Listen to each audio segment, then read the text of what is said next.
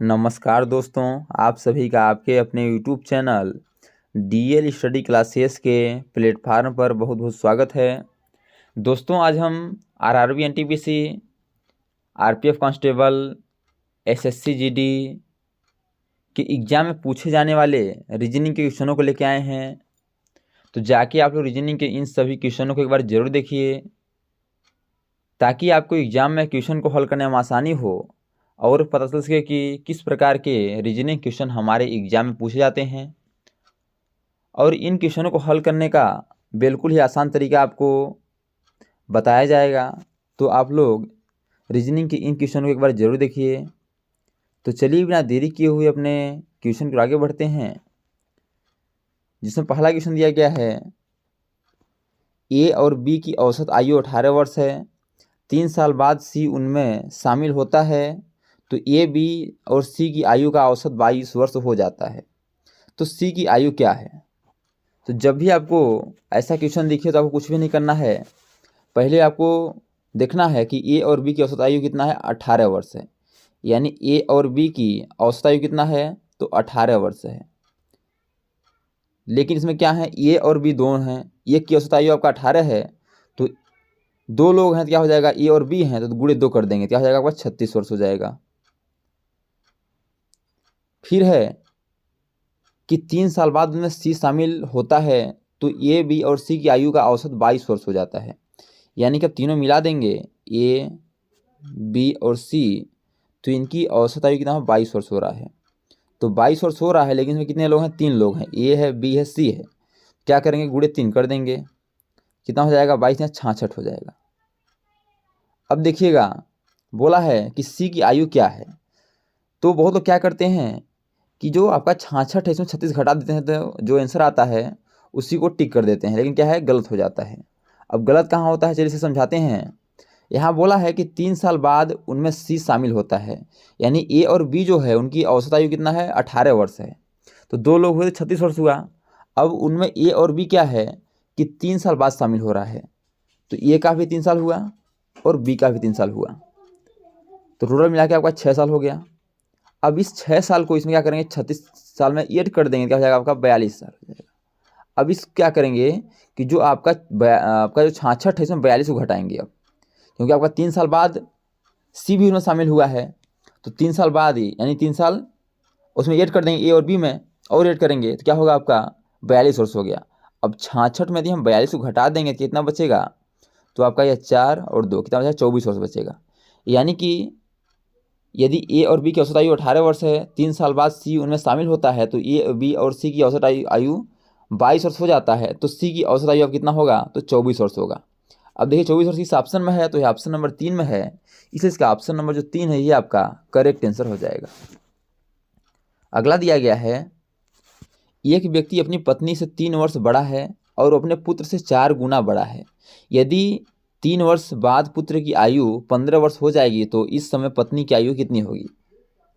अब देखिए इस क्वेश्चन को आप कैसे हल कर सकते हैं।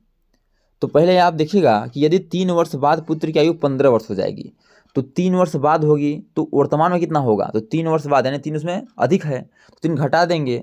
जब 3 घटाएंगे तो वर्तमान में कितना हो जाएगा, 12 वर्ष हो जाएगा। यानी कि वर्तमान में पुत्र की आयु कितना है, 12 वर्ष है। अब देखिएगा, अब यहाँ से समझिएगा कि जो पुत्र से एक व्यक्ति अपनी पत्नी से 4 वर्ष बड़ा है, 3 वर्ष बड़ा है, और अपने पुत्र से 4 गुना बड़ा है, यानी कि पुत्र की आयु कितना है, 12 वर्ष है, तो उस व्यक्ति की आयु कितना होगा, गुणे 4, यानी 4 गुना बड़ा है, तो 12 चौक 48 वर्ष, यानी उस व्यक्ति का आयु कितना होगा, 48 वर्ष होगा। अब पूछा किसका है, तो पत्नी का पूछा है। अब देखिए ये आपका पुत्र का आयु हो गया कितना, तो हो गया आपका 12 वर्ष। जो आपका व्यक्ति है उसका आयु कितना हो गया, 48 वर्ष। पूछा किसका है, पत्नी का पूछा है, तो पत्नी को कैसे निकालेंगे इसका आयु। अब देखिएगा, एक व्यक्ति अपनी पत्नी से 3 वर्ष बड़ा है, यानी जो व्यक्ति है ना अपनी पत्नी से कितना वर्ष बड़ा है, 3 वर्ष बड़ा है, तो क्या करेंगे हम 48 में 3 घटा देंगे, तो क्या हो जाएगा, 48 में 3 यदि घटाएंगे कितना बचेगा आपका, 45 वर्ष। यानी कि जो आपका यह पत्नी होगी उसकी कितनी वर्ष की होगी, तो 45 वर्ष की होगी। अब देखिए 45 इस ऑप्शन में है, तो ऑप्शन नंबर डी में दिया गया है, इसलिए इसका option number D correct answer हो जाएगा। तो दोस्तों, मैं आसानी पर विश्वास करता हूँ कि ये सभी क्वेश्चन आपको अच्छे समझ आ रहे होंगे। यदि क्वेश्चन में कहीं भी डाउट है तो आप लोग कमेंट बॉक्स में बता दिया करिए, ताकि अगले आने वाले वीडियो में डाउट को भी अच्छे से क्लियर कर सकें। और दोस्तों, यदि यह वीडियो आपको अच्छा लगे तो वीडियो को लाइक वो हम दोस्तों में शेयर जरूर करिए, ताकि गवर्नमेंट एग्जाम की तैयारी करने वाले आपके दोस्तों को भी इस वीडियो का लाभ हो सके और एग्जाम में कम से कम समय में रीजनिंग क्वेश्चनों को हल कर पाएँ। अगला क्वेश्चन दिया गया है, यक्स और उनके दादाजी की आयु में 50 वर्ष का अंतर है। यदि 6 वर्ष बाद उनकी आयु का योग 152 वर्ष होता है तो उनकी वर्तमान आयु क्या होगी। अब देखिएगा, बोला है कि 6 वर्ष बाद उनकी आयु कितना हो रहा है, 152 वर्ष हो रहा है। तो 6 वर्ष पहले कितना होगा, तो बोला है कि यक्स और उनके दादा की आयु में अंतर कितना है, 50 वर्ष का अंतर है। यदि 6 वर्ष बाद उनकी आयु का योग 152 वर्ष है, 6 वर्ष बाद, तो 6 वर्ष पहले कितना होगा, तो 6 + 6 क्या करेंगे, 12 हो जाएगा।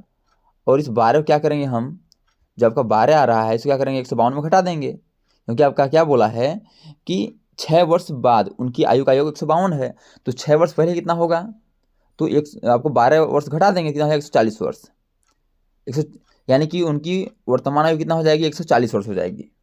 अब देखिएगा 140 वर्ष हो गया। अब आप देखिएगा कि आपको क्या करना है कि ऑप्शन के थ्रू बताना है कि किसको किसको जोड़ देंगे तो हमारा 140 वर्ष हो जाएगा। तो यदि हम 24 और 74 को जोड़ेंगे तो आपका ये 98 होगा, भी नहीं होगा, और ये भी आपका नहीं होगा, जोड़ेंगे नहीं हो रहा 140 वर्ष। अब देखिए 45 और 95 जोड़ेंगे, क्या होगा आपका, ये आपका 140 वर्ष हो जाएगा।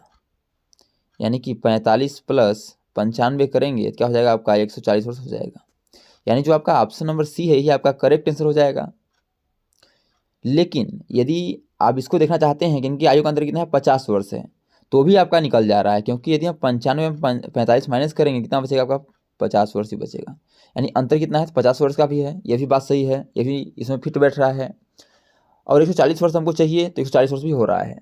तो अब आप बता सकते हैं ऑप्शन के थ्रू कि हमारा जो ऑप्शन नंबर सी है यही आपका करेक्ट आंसर हो जाएगा। अगला दिया गया है कि 5 मित्र ABCDE की आयु में जिनमें प्रत्येक में 2 वर्ष का अंतर है, जिनका जोड़ 60 है, तो सी की आयु कितनी होगी।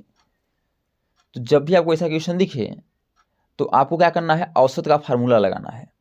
अब औसत क्या होता है, आपका कुल योग होता है और बटे कुल संख्या होती है।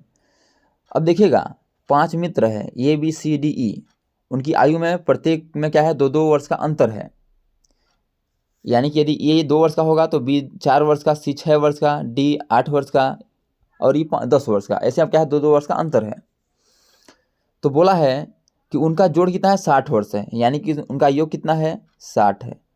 और संख्या कितनी होती है, तो औसत का फार्मूला ही होता है कुल योग, यानी कुल योग 60 है, कुल संख्या तो ABCDE 5 लोग हैं, तो क्या हुआ हमारा 60/5 हो गया। अब इसे काटेंगे, क्या होगा, 12 × 5 = 60 होगा।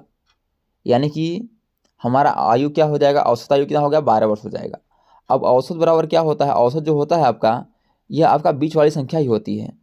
अब देखिए बीच वाली संख्या क्या है, तो ABCD और E में देखेंगे क्या है कि AB और CD को कर देंगे साइड साइड, तो बीच में क्या होगा, C होगा।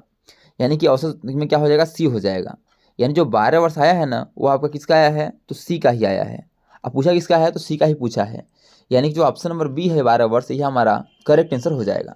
अब यदि आपसे पूछ दे कि BADE का आयु क्या होगा, तो देखिएगा अभी क्या है, 2-2 वर्ष का अंतर है ना, तो आपका E आ गया 12 वर्ष, तो D क्या होगा, 14 हो जाएगा, E क्या हो जाएगा, 16 हो जाएगा। और B पूछेगा तो 12 में क्या पीछे जाना है, 2 वर्ष घटा देंगे, 10 हो जाएगा। और आपका ये पूछेगा तो 8 वर्ष हो जाएगा। तो अब क्या है, यदि हमारा बीच वाला संख्या आ गया है और 2-2 वर्ष का अंतर दे दिया है, तो आपको कोई भी संख्या का पूछ दे, कोई भी अक्षर का पूछ दे, तो आप क्या करेंगे, औसत आसानी से बता सकते हैं। तो जो हमारा ऑप्शन नंबर बी है यही आपका करेक्ट आंसर हो जाएगा। अगला दिया गया है कि मोना और माधुरी की वर्तमान आयु का अनुपात 4:3 है तथा इनकी आयु का योग 28 वर्ष है। 8 वर्ष के बाद उनकी आयु का अनुपात क्या होगा।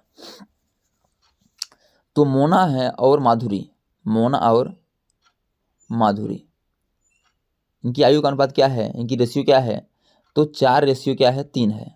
अब इसे क्या करेंगे, जो 4:3 है इसे क्या करेंगे, जोड़ देंगे, क्या हो जाएगा, 7 हो जाएगा। यानी कि 7 रेशियो बराबर कितना है, तो कितना वर्ष है, 28 वर्ष है। तो एक रेशियो बराबर क्या हो जाएगा, एक रेशियो बराबर हो जाएगा 28/7। तो 7 चौक 28, यानी एक रेशियो बराबर क्या हो जाएगा, 4 वर्ष हो जाएगा। एक रेशियो बराबर क्या हो जाएगा, तो आपका 4 वर्ष हो जाएगा। जब एक रेशियो बराबर 4 वर्ष हो गया तो हमारा रेशियो क्या है, 4:3 है। तो एक रेशियो बराबर 4 है तो 4 क्या हो जाएगा, 4 × 4 बराबर क्या हो जाएगा, 16 हो जाएगा। कितना हो जाएगा, 16 हो जाएगा। और 3 है तो क्या करेंगे कि 3 × 4 करेंगे, क्या हो जाएगा आपका, 12 वर्ष हो जाएगा। तो हमारा कितना आया रेशियो में, 16:12 आया। क्या आया, 16:12। और उन्होंने बोला है कि 8 वर्ष के बाद उनकी आयु का योग क्या होगा। तो 8 वर्ष क्या करेंगे, उसमें 8 कर देंगे। तो यदि 16 में 8 ऐड करेंगे, क्या हो जाएगा आपका, 16 में 8 यदि 8 करते हैं तो हो जाएगा 24 वर्ष हो जाएगा। और फिर 12 में 8 करेंगे तो क्या हो जाएगा, 20 वर्ष हो जाएगा। क्या होगा, 20 वर्ष हो जाएगा।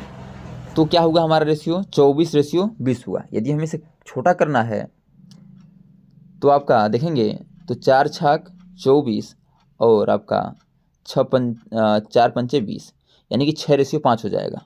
अब देखिए क्या 6/5 किसी ऑप्शन में है, तो हाँ ऑप्शन नंबर बी में दिया गया है, इसलिए इसका जो ऑप्शन नंबर बी है यही आपका करेक्ट आंसर हो जाएगा। तो दोस्तों thanks for watching this video. यह वीडियो आप कैसा लगा कमेंट बॉक्स में जरूर डाक बताइएगा।